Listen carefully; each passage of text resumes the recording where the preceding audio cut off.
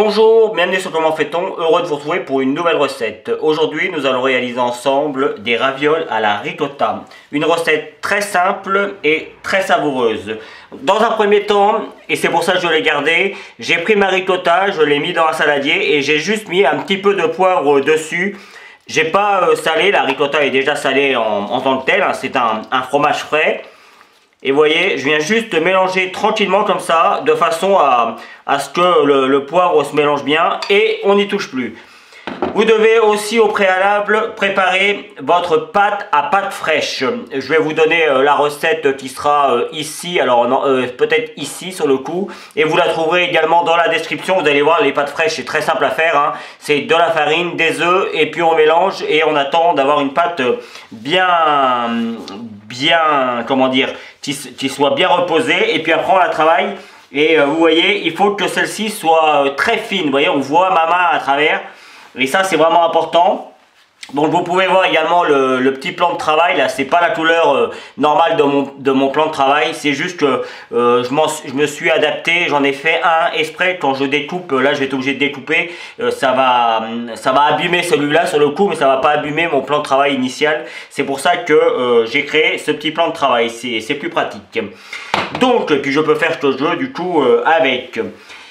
Donc là, ce que je vais faire dans un premier temps avec ma pâte à pâte fraîche, une fois qu'elle est bien étalée, bien reposée, je vais découper une bande, hop, voilà.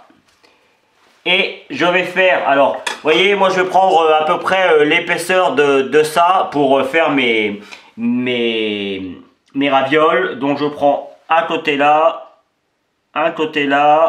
un au milieu, comme ça va être à peu près plus simple. Et pareil, je viens faire, alors après je fais paf, paf, ça vient à peu près là. Alors, pour la taille des ravioles, on prend à peu près la taille que l'on veut, hein. On peut les faire plus petites, on peut les faire plus grosses. C'est vraiment une question de choix. Moi, j'aime bien quand elles sont assez... je veux dire, quand on en a mangé 4-5 et qu'on n'a plus faim, c'est plutôt cool. Sachant que souvent, moi, je fais des ravioles. Ça va pas être le cas ici, mais souvent, quand je fais des ravioles, je fais un petit bouillon de légumes ou un bouillon de viande. Et je rajoute mes ravioles avec et c'est vraiment très bon. Donc, je vais maintenant mettre ma ricotta dans une poche. Ça va être plus facile pour moi pour dresser. Sinon, on peut prendre une cuillère à café, ça marche très bien. Allez, juste, vous voyez, hein, j'ai juste pris une poche, j'ai pas mis de douille, c'est juste histoire de me faire une petite idée. Et vous voyez, je vais venir mettre ma farce, ma ricotta à peu près au milieu. Et c'est parti. Et puis après, je vais m'adapter une fois que je vais les découper. Alors, juste le temps que je fais ça, sachez qu'on peut en faire pas mal à l'avance parce que ça se congèle très très bien. Et puis après, au dernier moment, vous les sortez, vous les plongez dans de l'eau chaude comme si vous allez cuire des pâtes et ça marche vraiment très bien. Sachez également que si vous avez des poêlés, là je vais être obligé de découper un petit morceau parce que ça va pas être droit. Et puis on a toujours des morceaux que l'on découpe après. Vous pouvez vous en servir pour faire des pâtes fraîches, toutes simples, hein. Il suffirait de les découper comme ça, vous voyez. Et hop, pareil, de l'eau chaude salée. Et puis on les plonge quelques minutes si on les aime al dente ou un peu plus si on les aime bien cuites. Et vous avez des pâtes fraîches et c'est délicieux. Donc, une fois que l'on a fait la première partie avec la ricotta, il suffit... Et c'est peut-être là la partie la plus délicate. Alors moi je m'embête un petit peu parce que je les fais tous d'un coup. Mais si vous les faites un par un, ça sera plus facile. Et vous voyez, il suffit juste de venir recouvrir la la ricotta de pâte, pour être exact. Voilà. Et la ricotta, je la fais, comme je disais, nature, hein. Si vous avez envie d'avoir des ricotta, avec de la ricotta, mais un petit peu plus sophistiquée, n'hésitez pas à me le dire, je le ferai avec plaisir. Et puis maintenant, il ne me reste plus qu'à les découper. Et moi, j'aime bien, une fois qu'ils sont découpés, j'aime bien les refixer. Normalement, il n'y a pas besoin, mais comme ça fait une sécurité quand on les plonge dans l'eau. Puis en plus, ça leur donne une jolie petite allure. Et voilà. Donc, on peut faire également, au lieu de prendre le petit, vous voyez, hein, on découpe avec le couteau. En fait, moi, le verre, c'est juste pour me donner une indication. Voilà. Voilà. Et puis, une fois que l'on a terminé, on leur donne la forme que l'on veut. Moi, j'aime bien avoir un petit peu de pâte hein, sur le cou. C'est pour ça que j'en garde pas mal sur les bords. Et également sur le côté. J'aime bien quand, avec des pâtes fraîches, avec des ravioles, il faut qu'on ait quelque chose à manger. Hein. On n'est pas sur de la pâte classique. Hein. Alors sachant que la ricotta est un peu, comment dire, surtout qu'en plus je l'ai mélangée, un peu, pas liquide, parce qu'elle n'est pas liquide, mais elle est assez fluide, on va dire ça comme ça. C'est un petit peu plus délicat à travailler. Vous voyez là il est peut-être un peu gros. C'est juste histoire de vous donner, vous voyez. On peut leur découper comme on veut. Évidemment, on récupère la pâte, hein, pas question de la perdre. Voilà. Et on peut les faire plus petits et avec une forme différente si l'on veut. Si vous avez des découpes exprès, vous savez, pour faire comme pour les raviolis par exemple, eh bien c'est nickel. Et là on a quelque chose de super joli. Donc voilà, moi je vais finir toutes mes ravioles. Je les mets 1 heure au frigo avant de les cuire. Ça va permettre à la ricotta de se reprendre un petit peu. Et puis surtout ça me permet de faire tous les autres. Vous voyez là c'est encore un petit peu trop gros. Je les retaille. Après c'est bien dans une assiette d'avoir des tailles différentes. Il y a aucune... La cuisson reste la même puisque la pâte elle a été étalée de la même façon. Donc la cuisson restera la même, qu'il soit un petit peu plus petit ou un petit peu plus gros. Et voilà. Hop, on vient pincer bien comme il faut. Ouais, on pourrait même s'amuser à, voyez, à leur donner une petite forme comme ça. En fait, on peut faire à peu près ce que l'on veut. Hein. C'est ça l'avantage quand on fait des pâtes fraîches. On fait ce que l'on veut.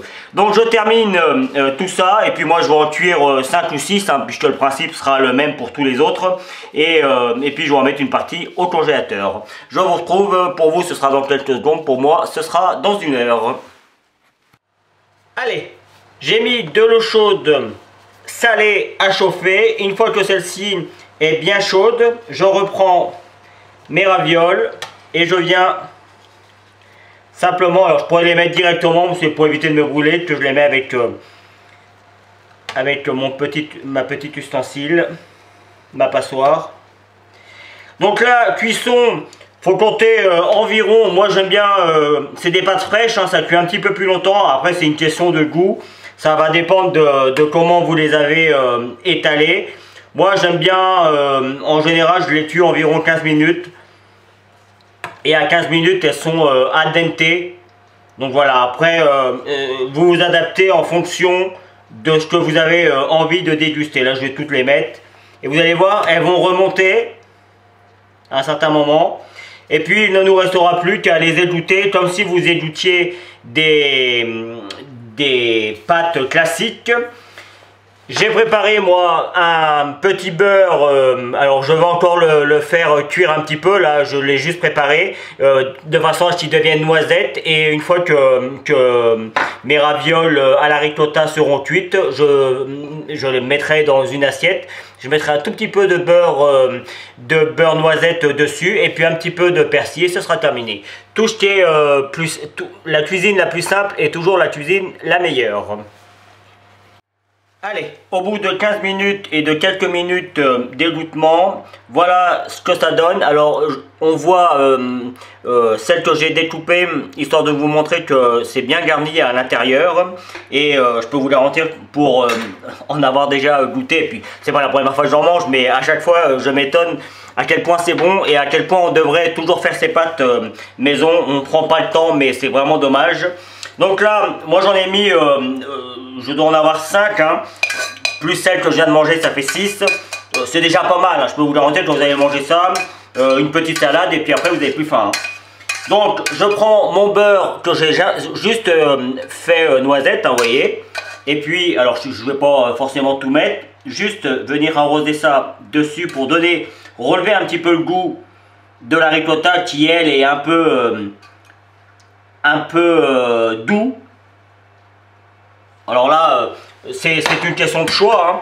Simplement parce que moi je les ai fait, j'ai mis la ricotta nature, juste un petit peu poivrée comme je vous l'ai dit. Mais on pourrait mettre de l'oignon dans la ricotta, on pourrait mettre plein de choses. N'hésitez pas à me le dire si vous avez envie que je vous en refasse avec d'autres ingrédients. Et puis simplement un petit peu de persil. Là c'est plus pour ramener un petit peu de couleur. Pour la santé aussi, parce que c'est bon le persil. Là, une petite couche comme ça. Et puis voilà. Voilà. Moi je servirai ça comme ça. Éventuellement, comme je le disais tout à l'heure, si vous avez un petit bouillon, vous faites un petit fond avec un petit bouillon et puis ce sera très bon. Mais je peux vous garantir que comme ça, c'est déjà très bon. Juste, puisque je vais en profiter pour vous le dire, vous savez sans doute, en tout cas si vous ne le savez pas, je vais vous l'apprendre, que maintenant on peut offrir aux youtubeurs une petite somme d'argent, la somme que l'on veut, 50 centimes, 1 euro, 2 euros, et puis ça peut aller jusqu'à ce que, la somme que vous souhaitez. Tout ça pour vous dire qu'on peut donner vraiment des toutes petites sommes, c'est ça que j'essaye de dire. Et nous, même 50 centimes, je peux vous garantir que si c'est multiplié par 10 ou par 20, ça nous aide vraiment. Et vous trouvez ça s'appelle le super tank, vous trouvez ça juste en dessous de la vidéo, vous allez voir, il y a pas mal de petits liens, et vous allez voir c'est marqué super tank avec je crois un petit symbole financier, je ne me rappelle plus trop comment c'est mis, mais je trouve ça très pratique, ça permet aux gens, en plus là c'est vraiment 100% sécurisé, donc ça permet aux gens de pouvoir faire des petits, une sorte de petit don, hein, ou en tout cas histoire de dire bah voilà, votre recette elle m'a plu, ça m'a bien servi, je vous donne je vous récompense en vous donnant 10 centimes, 20 centimes. Donc après je sais plus c'est quoi je sais qu'on peut donner 1 euro, donc ça c'est vraiment la partie la plus basse, mais je crois qu'on peut donner un petit peu moins. Il faudra que je regarde, que j'essaye moi sur d'autres vidéos, parce que ça m'arrive de le faire moi-même. Donc voilà, ça nous permet à nous youtubeurs de ne pas être obligés de mettre trop de pubs. Ça nous permet aussi de vivre de ce qu'on fait, parce que les temps sont durs, les temps sont durs pour tout le monde, mais c'est aussi très dur pour nous. Vous avez toujours autant de publicité, vous, étrangement, mais nous les youtubeurs, les revenus sont vraiment en baisse ces derniers temps. J'aurais tendance à dire cette dernière année, enfin depuis le Covid pour être exact. Donc tout ce qui vient de l'extérieur, c'est le bienvenu, puis ça nous permet aussi nous de voir qui c'est qui nous soutient, et de voir si vous avez envie que l'on continue à vous donner du contenu, ou si il est temps qu'on arrête, hein, tout simplement. Donc voilà, n'hésitez pas. Je vous retrouve pour la fin de la vidéo. Voilà, la vidéo va donc se terminer sur cette petite image. J'espère que vous avez pris du plaisir à la regarder et à m'écouter. Je sais parfois que certains disent que je parle de trop, et c'est probablement vrai. Donc pardon pour cela, et merci pour votre fidélité et votre temps. Vous allez voir apparaître tous les liens qui vont vous permettre d'aller sur mes réseaux sociaux. N'hésitez pas, là encore. Et puis si vous continuez, le lien qui va vous permettre de vous abonner à ma chaîne YouTube, le lien qui va vous amener sur mon site www.commentfaiton.com, où vous retrouverez l'ensemble de mes recettes. Et je vous donne 2 autres recettes de ravioles, cette fois-ci avec des farces. A bientôt sur Comment Fait-on. Salut, et je vous donne évidemment, il n'y aura qu'une recette de ravioles, et je vous donne la recette de la pâte à pâte fraîche. Voilà, salut, à bientôt sur Comment Fait-on. Merci pour votre fidélité. Vous abonnez maintenant à ma chaîne YouTube, c'est ici. N'oubliez pas la petite cloche pour les notifications. Vous avez également le lien qui va vous amener sur mon site www.commentfaiton.com, où vous retrouverez l'ensemble de mes recettes. Et je vous donne 2 autres recettes ici qui vous seront très utiles. À bientôt sur Comment Fait-on.